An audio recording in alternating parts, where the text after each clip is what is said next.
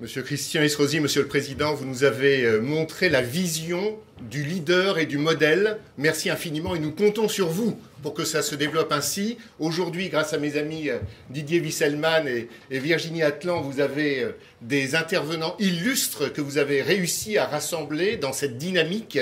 Et chacun, je vais vous rappeler à tous la formule de cette matinée. Chacun à tour de rôle prendra la parole et s'il y a, si vous le souhaitez, une ou deux questions dans la salle, nous pourrons les prendre à la suite des prises de parole de 5 à 7 minutes de chacun de nos intervenants. Puis, nous sommes tous conviés, tous ensemble, à la fin de l'ensemble des interventions, vers 11h30, à prendre un dernier café pour profiter de ce lieu magique que vous avez ainsi proposé dans Paris pour être la vitrine que vous avez envisagée. Je vais assurer une introduction à ces propos, sachant que Challengy, la société que je dirige, était présent à Innovative City à Nice en juin dernier et à Barcelone la semaine dernière, et nous avons ainsi pu profiter des grands éléments fondateurs et qui marchent avec les best practices, les bonnes pratiques, justement dans les smart cities. Et vous, en tant que leader et modèle, il est important de les prendre en considération et chacun des intervenants qui me suivra pourra les mettre en musique suivant l'offre qui est proposée, l'offre de services et de produits qui est proposée par chacun de vos partenaires. Donc en termes d'introduction, incontestablement les villes qui sont dans notre monde multipolaire, des pôles essentiels en effet, des pôles économiques, sont en face aujourd'hui de challenges tout à fait cruciaux. Premièrement, accueillir localement de nouveaux habitants, tout en améliorant la qualité de vie proposée pour tous les habitants qui sont, et avec des budgets, ce que vous avez évoqué avec vos mots, évidemment, qui diminuent, et il faut faire mieux avec ce que l'on a aujourd'hui. 4 T qui ont été proposés, en effet, la semaine dernière à Barcelone. Tel Aviv a été couronné comme la meilleure smart city au monde aujourd'hui, et Tel Aviv a proposé 4 T. Et les 4 T sont les suivants pour signifier la smart city de demain.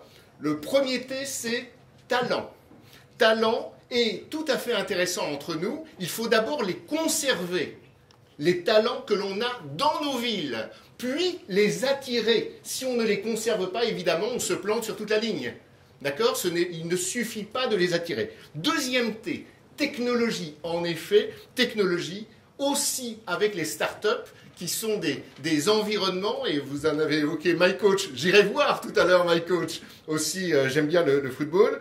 Le troisième T, c'est transport, et en effet, vous avez fait des efforts remarquables en la matière, le transport aussi bien des personnes que des marchandises, et quatrième T, tout à fait intéressant entre nous, la tolérance. La tolérance qui permet justement cette open mind, cette ouverture d'esprit qui permet les choses de se faire dans l'esprit d'innovation qui doit être libéré. Ainsi, dans les startups, dans les smart cities aujourd'hui dans le monde, il y a 5 grandes tendances. Et je vais conclure mon introduction par ces 5 grandes tendances. Première grande tendance, sociale et sociétale, qui permettent aux technologies de rapprocher les personnes. Le mot-clé ici de cette première tendance, c'est rapprocher. Les gens doivent se sentir mieux ensemble. Deuxième grande tendance, participation et collaboration. Ici, le mot-clé, c'est collaboration. Nous avons tous entendu parler de sharing economy. C'est cette idée-là de partage complet entre les gens.